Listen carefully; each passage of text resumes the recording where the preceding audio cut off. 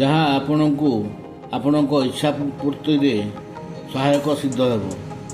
ଏଥିରେ ଆଗ ଅଧ୍ୟାୟରେ ଦିଆଯାଇଥିବା ମାଷ୍ଟର ମାଇଣ୍ଡ ସିଦ୍ଧାନ୍ତପୂର୍ଣ୍ଣ ଲାଗୁ ଏହି ନିର୍ଦ୍ଦେଶକୁ ପୂର୍ଣ୍ଣ ସ୍ତରରେ ଅତ୍ୟନ୍ତ ଆବଶ୍ୟକ, ଏହା ମନେ ରଖନ୍ତୁ।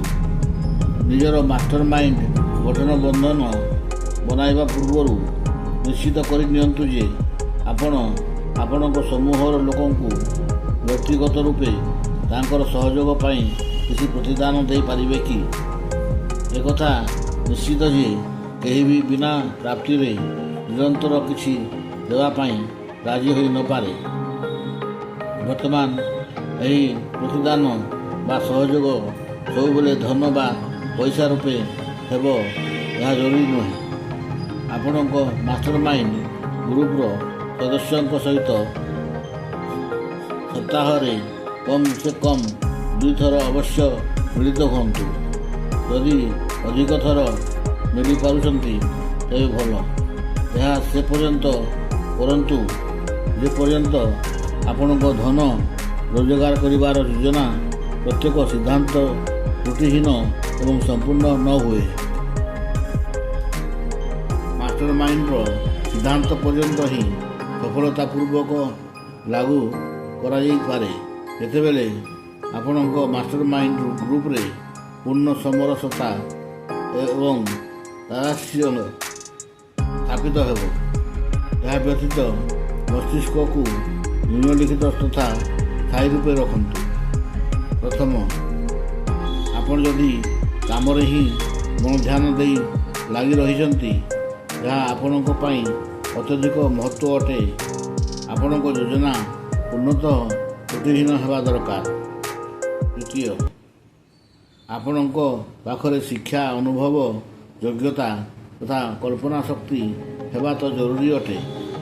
ଆପଣଙ୍କ ଅନ୍ୟ ସହିତ ସଙ୍ଗତ ସେତେବେଳେ ସଠିକ୍ ହେବ ଯେତେବେଳେ ଆପଣଙ୍କ ଭିତରେ ଏହି ଗୁଣ ତୁଳନୀୟ ରୂପେ ବିଦ୍ୟମାନ ହେବ।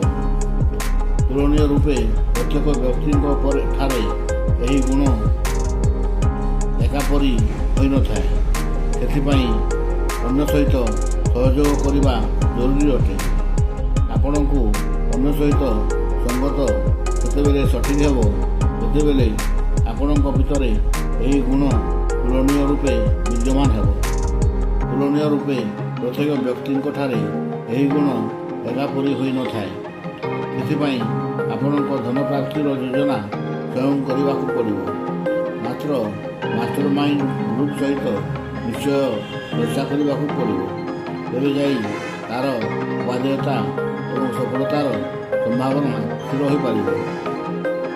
ଆପଣଙ୍କୁ ଏହି ଯୋଜନା ତିଆରି କରି ଏହାର ସଫଳତାର ସମ୍ଭାବନା ବି ପରୀକ୍ଷା କରିବାକୁ ପଡ଼ିପାରେ।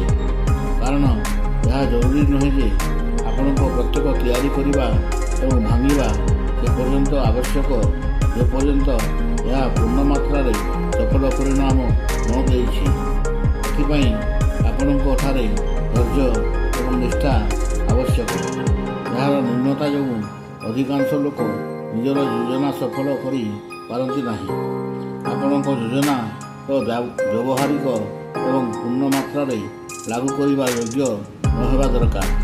କିନ୍ତୁ ମନେ ରଖନ୍ତୁ, ଅସ୍ଥାୟୀ ବିଫଳତା ଅସଫଳତା ନୁହେଁ। ଥମାସ୍ ଏ ଏଡିସନ୍ 10,000 ଥର ଅସଫଳ ହୋଇଥିଲେ ଇଲେକ୍ଟ୍ରିକ୍ ତିଆରି କରିବା ପୂର୍ବରୁ, ଅର୍ଥାତ୍ ସେ 10,000 ଥର ଅସ୍ଥାୟୀ ହାରକୁ ସ୍ୱୀକାର କରିଛନ୍ତି, ମାତ୍ର ତାହାକୁ ଶେଷ ସତ୍ୟ ବୋଲି ସ୍ୱୀକାର କଲେ ନାହିଁ। ଅସ୍ଥାୟୀ ହାରରୁ କେବଳ ଏକ ଶିକ୍ଷା ନେବା କଥା ଯେ ଆପଣଙ୍କ ଯୋଜନାରେ କିଛି ଗଡ଼ବଡ଼ ଅଛି, ଏହାକୁ ସୁଧାରିବା ଆବଶ୍ୟକ। ହେନରୀ ଫୋର୍ଡ ଏତେ ଧନ ସମ୍ପତ୍ତି ଏବଂ ଖ୍ୟାତି ଏଥିପାଇଁ କମାଇ ପାରିଲେ ନାହିଁ କାରଣ ସେ ମେଧାବୀ ବ୍ୟକ୍ତି ନଥିଲେ, ବରଂ ଏଥିପାଇଁ ଯେ ତାଙ୍କ ଯୋଜନା ତ୍ରୁଟିହୀନ ହେବା ପର୍ଯ୍ୟନ୍ତ ସେ ତାହାକୁ ସୁଧାରୁଥିଲେ। ପରେ ସେ ସଫଳତା ପାଇଲେ। ଫୋର୍ଡଙ୍କ ଠାରୁ ଅଧିକ ବୁଦ୍ଧିହୀନ ଏବଂ ଅଧିକ ଧୈର୍ଯ୍ୟବାନ ଲୋକ ବି ଲକ୍ଷ ଲକ୍ଷ ଥିବେ, ମାତ୍ର ଏହି ଦୁଇ ଗୁଣର ସଠିକ୍ ସମନ୍ୱୟ ସେ ହିଁ ପ୍ରାପ୍ତ କରିପାରିଥିଲେ। ଆପଣଙ୍କ ଉପଲବ୍ଧି ଆପଣଙ୍କ ଯୋଜନା ଉପରେ ଆଧାରିତ ରହେ। ସାମୁଏଲଙ୍କ ଉଦାହରଣ। ମାନ୍ଦାବସ୍ଥା ପୂର୍ବରୁ ତାଙ୍କ ବେପାର ଅରବ ଡଲାରର ଥିଲା, ମାତ୍ର ମାନ୍ଦାବସ୍ଥାରେ ସେ ନିଜର ଯୋଜନା ବଦଳାଇ ଦେଲେ। ମାତ୍ର ସେ ତ୍ରୁଟିହୀନ ନଥିଲେ, ଯାହାର ଫଳ ସ୍ୱରୂପ ସେ ସବୁକିଛି ହରାଇ ବସିଥିଲେ। ତାଙ୍କ ସାମନାରେ କମଜୋରି କାରଣରୁ ତାଙ୍କ ଦୃଷ୍ଟିରେ ନ୍ୟୁନତା ଥିଲା, ଯାହା ନିଜର ଯୋଜନାକୁ ପୁନଃ ପରିଲକ୍ଷିତ କରି ଧରିପାରିଲା ନାହିଁ।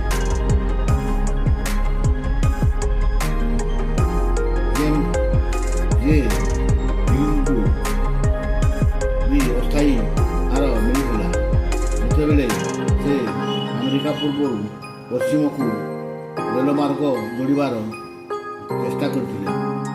ମାତ୍ର ନିଜ ଯୋଜନାରେ ସୁଧାର ଆଣି ସେ ସେହି ଅସ୍ଥାୟୀ ହାରକୁ ବିଜୟରେ ବଦଳାଇ ଦେଇଥିଲେ। ହେଲେରି ଫୋର୍ଡଙ୍କୁ ତ ଅସଫଳତାର ସାମନା ସ୍ଥିର କରିବାକୁ ପଡ଼ିଲା, ଯେତେବେଳେ ସେ ନିଜ ବିକାଶର ପ୍ରାୟ ଶିଖରରେ ପହଞ୍ଚି ଯାଇଥିଲେ। ବସ୍ତୁତ ଏପରି ଅସ୍ଥାୟୀ ହାର ବିନା କୌଣସି ବ୍ୟକ୍ତି ଧନସମ୍ପତ୍ତି ଏକତ୍ରିତ କରିବାରେ ସମର୍ଥ ହୋଇପାରିବ ନାହିଁ, କେବେ ହୋଇପାରିବ ନାହିଁ ମଧ୍ୟ। ହାରିଯିବାକୁ ସ୍ୱୀକାର କରନ୍ତୁ ଏବଂ ପୁନଃ ପ୍ରୟତ୍ନ କରନ୍ତୁ। ହୁଏତ ଆମ ପ୍ଲାନ୍ରେ କେଉଁଠି ତ୍ରୁଟି ରହିଯାଇଛି। ଯଦି ପ୍ରଥମରୁ ହିଁ ମଇଦାନ ଛାଡ଼ି ଦେବେ, ତେବେ ଆପଣ ଜଣେ ପଳାୟନବାଦୀ ପ୍ରମାଣିତ ହେବେ। ଏହା ବି ସତ୍ୟ ଯେ ପଳାୟନବାଦୀ କେବେ ବିଜୟୀ ହୁଏ ନାହିଁ ତଥା ବିଜୟୀ କେବେ ପଳାୟନ କରେ ନାହିଁ।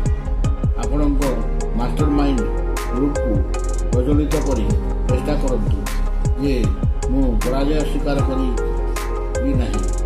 କିଛି ଲୋକଙ୍କର ଭ୍ରାନ୍ତ ଧାରଣା ଅଛି ପଇସା ତିଆରି କରେ।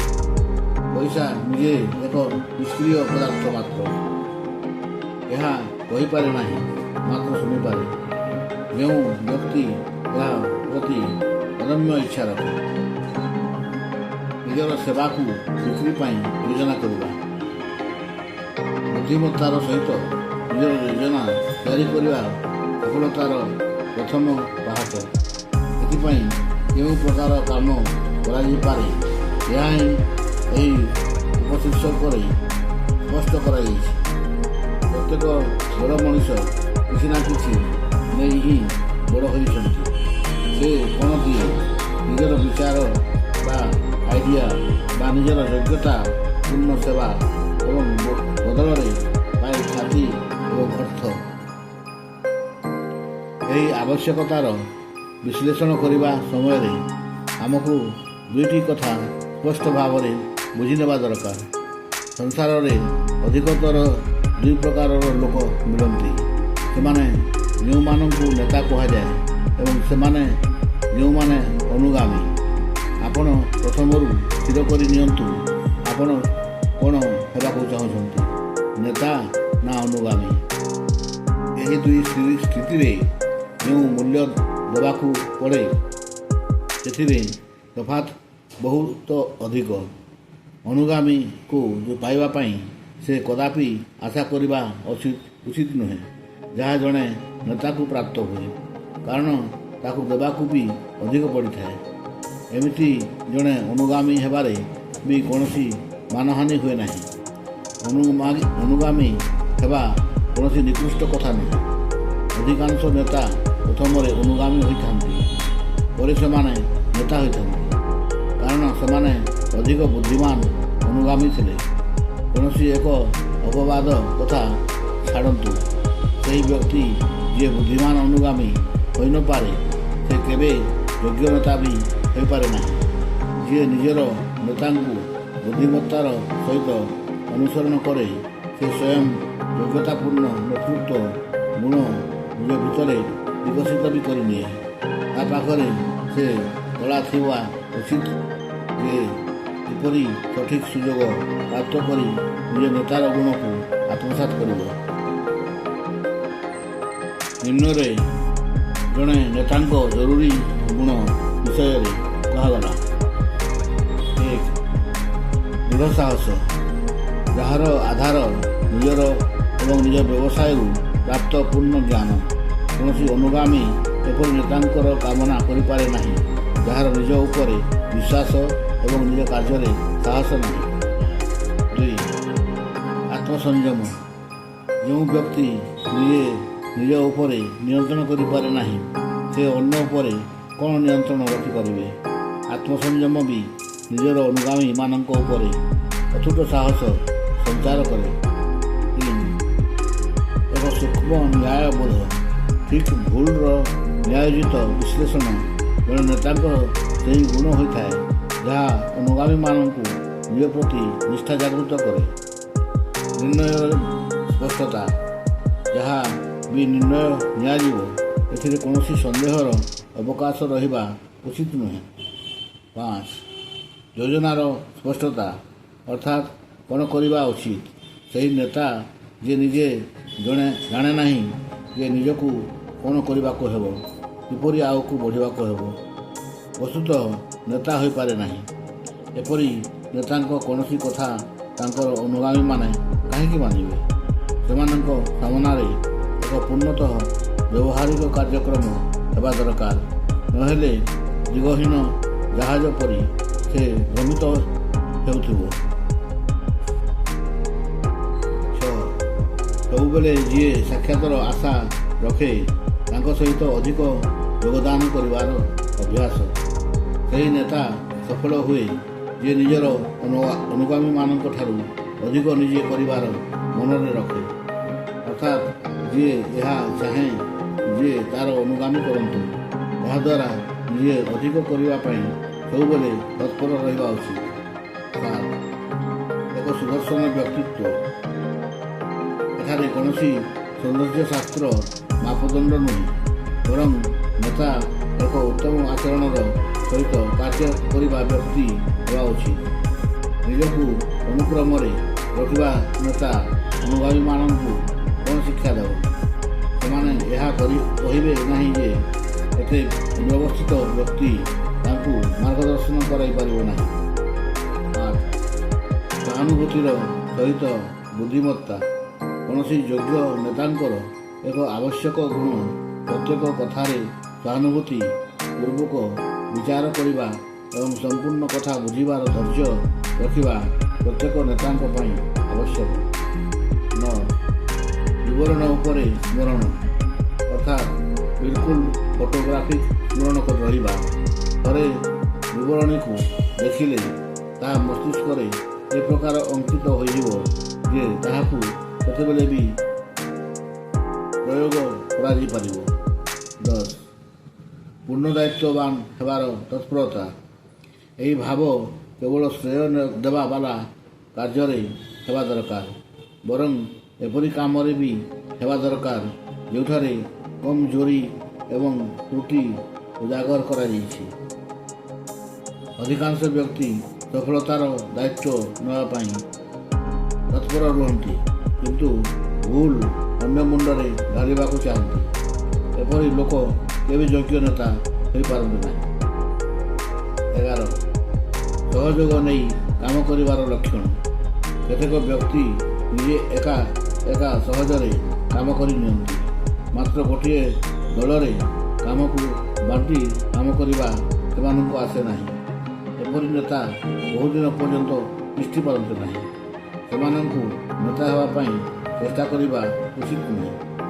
ଜଣେ ଭଲ ନେତା ସେହି ବ୍ୟକ୍ତି ହୋଇଥାଏ ଯାହାକୁ ଧୁରନ୍ଧର ହେବା ଦରକାର। ନେତୃତ୍ୱ ସହଯୋଗକୁ ଅପେକ୍ଷା କରେ ଏବଂ ସହଯୋଗ ଦ୍ୱାରା ହିଁ ଶକ୍ତି ପ୍ରାପ୍ତ କରେ। ନେତୃତ୍ୱ ବି ଦୁଇ ପ୍ରକାର ଅଟେ। ସାଧାରଣ ସହମତିରେ ନେତୃତ୍ୱ ଯାହା ଅଧିକ ସଫଳ ହୁଏ ଏବଂ ଜବରଦସ୍ତ ନେତୃତ୍ୱ ଯାହା କ୍ଷଣସ୍ଥାୟୀ ହୋଇଥାଏ। ଯେପରି ବିଶ୍ୱ ଇତିହାସରୁ ଜ୍ଞାତ ହୁଏ, ଦ୍ୱିତୀୟ ପ୍ରକାରର ନେତୃତ୍ୱ ଅଧିନାୟକ ବା ଡିକ୍ଟେଟର ବା ସ୍ୱେଚ୍ଛାଚାରିତାଙ୍କର ହୋଇଥାଏ। ଏପରି ଲୋକ ଧୂମକେତୁ ପରି ଅଚାନକ ଚମକି ଉଠନ୍ତି ଏବଂ ଶୀଘ୍ର ବି ଅସ୍ତ ହୋଇଯାଆନ୍ତି। ଜବରଦସ୍ତି ନେତୃତ୍ୱ ବରଦାସ୍ତ କରିବା ବ୍ୟକ୍ତିର ସ୍ୱଭାବ ନୁହେଁ। ଆଜିର ଯୁଗ ସାଧାରଣ ସହମତିରେ ନେତୃତ୍ୱର ଯୁଗ। ଯେଉଁମାନେ ପୁରୁଣା ଟାଇପ୍ର ଜବରଦସ୍ତ ବାଲା ନେତୃତ୍ୱର ଅଙ୍ଗୀକାର ମଧ୍ୟ ସେ ଆଜିର ଯୁଗରେ ବେକାର। ଆଜିର ଯୋଗ୍ୟ ନେତା ଯିଏ ନିଜର ଅନୁଗାମୀମାନଙ୍କ ପ୍ରତି ସୌହାର୍ଦ୍ଦ୍ୟ ଏବଂ ସମାନତା ଭାବ ରଖେ। ଏହା ପରସ୍ପର ସହଯୋଗର ଯୁଗ ଅଟେ। ନେପୋଲିଅନ୍, କୈଜର ୱିଲିୟମ ଜାର୍ ଅଫର୍ସାର ନୁହେଁ, ଯେଉଁମାନେ ତଲୱାରର ଜୋର ଉପରେ ନିଜର ସାମ୍ରାଜ୍ୟ ଚଳାଉଥିଲେ। ତାହା କେତେ ଦିନ ଚାଲିଥିଲା ଏହା ସମସ୍ତଙ୍କୁ ଜଣା। ନୂତନ ନେତା ସେହି ଯାହାଠାରେ ଉପରେ ଦିଆଯାଇଥିବା 11 ଗୁଣର ସମାବେଶ ଅଟେ। ଯାହାଙ୍କଠାରେ ଏହି ଗୁଣ ଥାଏ ସେହିମାନଙ୍କୁ ଆଜି ନେତୃତ୍ୱ ନେବାର ସୌଭାଗ୍ୟ ପ୍ରାପ୍ତ ହୋଇପାରୁଛି। ନିଜର ସୁଯୋଗକୁ ବୁଝିବା ଆଜିର ନେତୃତ୍ୱର ପ୍ରଥମ ପରିଚୟ ଅଟେ। ସେହି ନେତା ସିଦ୍ଧ ହୁଏ ଯିଏ ନିଜର ସୁଯୋଗ ହରାଏ ନାହିଁ।